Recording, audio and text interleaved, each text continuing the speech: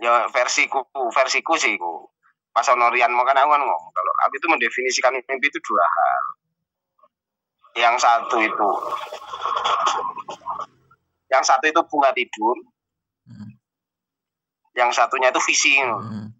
Iya ya. Nah, cirinya bunga tidur itu semua yang ada di memori otak kita itu muncul di situ. Kalau misalnya gendruwo, ya gendruwo itu sesuai pemikiran kita. Iya ya. Yang pernah kita bayangkan, sesuai imajinasi yang pernah kita bayangkan di dalam memori otak kita muncul di mimpi. Itu ya bunga tidur saja. Enggak usah mikir di apa temoni makhluk itu sebenarnya enggak ada. Nah, terus yang kedua itu visi. Nek visi itu enggak ada skenario-nya, enggak ada ceritanya. Misalnya awal mula kamu ngencingi pohon terus ada gendruwo keluar dari situ, itu enggak seperti itu. Kalau itu bunga tidur. Kalau yang visi itu ya kayak tadi itu kayak sing tak alami tadi itu menurutku loh.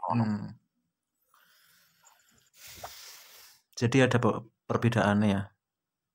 Ya menurutku ngono. Tapi kan bisa disangkal, bisa dibantah. Kan nggak ada penelitian itu. Iya. Ya nek Gus Sugeng itu pernah mengalami kaya aku ngono kuwi galau ngono terus golek guru terus dipahamkan Quran yang seperti itu. Sebenarnya Gus Sugeng itu nggak diajarkan semua Quran. Cuman dikasih clue-nya sama gurunya itu mau cara memahami Quran itu seperti ini. Nah, terus setelah itu ketika dia membaca ayat itu yang muncul dalam pikirannya itu pemahaman yang seperti itu, tidak lagi seperti dulu tekstual dan sebagainya. Jadi apa yang bukan sebuah perenungan dia, tapi ya begitu dia membaca muncullah tafsir-tafsir itu dalam otaknya nek Gus Sugeng. Iya. Nek gue kan karena literasi toh banyak literasi, tapi belum pernah mengalami hal-hal ngono. Ya mungkin pernah tapi nggak peka gitu. Peka piye? Ya aku kan nggak terlalu serius kan menganggap apa ya udahlah semua itu ya udahlah ini satu paket gitu.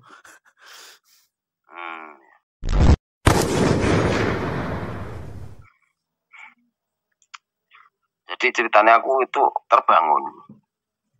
Pertamanya itu aku terbangun. Terus aku megang gagang pintu. Mau buka pintu toh. Ternyata tembus gitu loh. Nggak bisa aku megang gagang pintu itu. Terus aku nengok badanku masih di kasur. Tahu-tahu aku ketarik kayak magnet, nabrak badanku itu lagi, masih terbaring di situ. Dan itu terjadi berulang-ulang sampai 4 kali.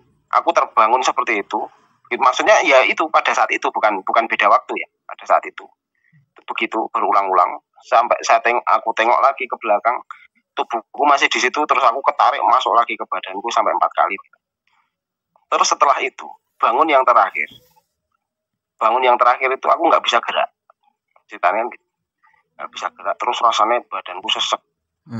Aku sesek ngono ya.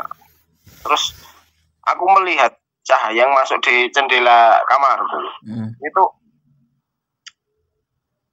Itu datangnya itu kelihatan pelan gitu. Terus aku lihat jam yang tak taruh di atas lemari itu pindah detik ke detiknya itu lama sekali. Tapi aku juga gak bangun. Nah itu namanya tidur atau apa nggak tahu. Sampai nggak yakin itu mimpi atau berimajinasi. Itu merasa nyata, tapi itu di luar kendaliku. Aku cuma menerima itu. Nah setelah itu sing tak rasakan tuh aku seperti tenggelam di dalam agar-agar. Jadi udara itu aku bisa lihat gitu. Lucu kan? Jadi udara itu nggak terlihat toh. Sebenarnya udara itu nggak terlihat, tapi aku seolah-olah melihat udara itu. Terus debu-debu yang berterbangan itu kayak berhenti. Terus badanku itu kayak tenggelam di dalam agar-agar, kayak terisolasi di dalam agar-agar. Jadi apa ya? Udara itu rasanya seperti agar-agar, seperti puding, seperti agar-agar. Nafasku semakin sesak, nggak bisa nafas, sampai gelap gulita. Terus kepalaku kayak tersetrum listrik rasa. Badanku sakit banget, nek bisa teriak ya teriak, tapi nggak bisa. setiap sendi-sendi tulang sakit banget rasa. Sakitnya ya rasa nyata. Jadi aku pada saat itu yang terbayang itu ya hadis Kanjeng Nabi muni mati paling ringan. Itu ya seperti disayat 1000 pedang, itu yang aku teringat pada saat itu, saking sakitnya tubuhku itu. Makanya ya itu yang tak klaim mati suri. Setelah itu kepalaku kayak tersetrum listrik itu.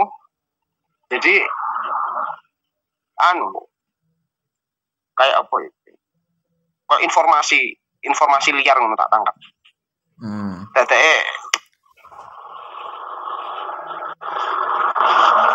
Mungkin apa ya, informasi yang sefrekuensi dengan otakku saat itu, mungkin masuk begitu saja di otak. Sampai sing lucu kan kayak misalnya sampai koncoku ki di masalah opo ngono sampai mlebu. Dadi sampai pemikirane kanca-kancaku ki masuk ke dalam otak.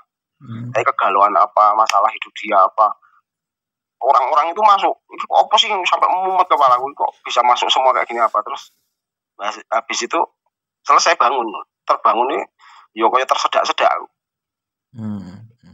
Kan saat itu nafasku wis putus, gelap gulita, terjadi begitu saja, cepat sekali. Terus tata terbangun. Dari ngono kuwi sing terjadi. Nah pas terbangun itu aku bingung itu tadi yang terjadi apa, itu mimpi kah atau apa? Ini belum pernah sampai tanyakan ke ya Mas, ke orang-orang yang punya expert di situ lah. Terus katakan orang-orang klinis gitu. Kalau klinis belum. Kalau dokter belum. Ya tapi kan pasti ada poinnya. Itu berupa apa informasi yang sampai Anda dapat itu, Mas? Ya contoh aja demenane koncoku. Terus apa ya? Itu bentuknya niat buruk orang terus. Itu bentuknya bayangan apa bentuk apa ya kan pasti ada imaji gitu. Gak kedengeran Mas apa? Memori otak. Jadi bayangin gini. Tahu-tahu memori otakku ini masuk ke otakmu itu bagaimana? Kamu bayangin aja. Iya. Jadi kayak baca pikirannya. Mungkin beda ya. Iya, baca pikiran kan otak sampean bisa ada di pikiranku gitu toh. Betul. Ya seperti itu. Ya sampean bisa melihat itu apa yang tak lihat gitu. Ya, mungkin seperti itu, tapi ya bisa saja, itu boleh saja. Aku maksudnya tidak akan menyangkal ketika itu disebut aku delusi gitu, ya terserah kamu. Karena itu kan seperti itu kan belum jelas apa jenenge? Iya. Di cross check itu belum jelas. Dan yang masuk itu bukan hanya itu ya, pemahamanku yang sekarang ini ya termasuk salah satu kejadian itu. Menurut pemikiran.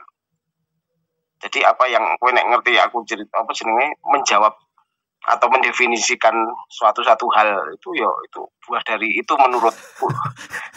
Karena peristiwa itu terus aku duwe pemikiran sing ngene-ngene iki. Ngono kuwi nek menurutku. Ya enggak apa-apa, Mas.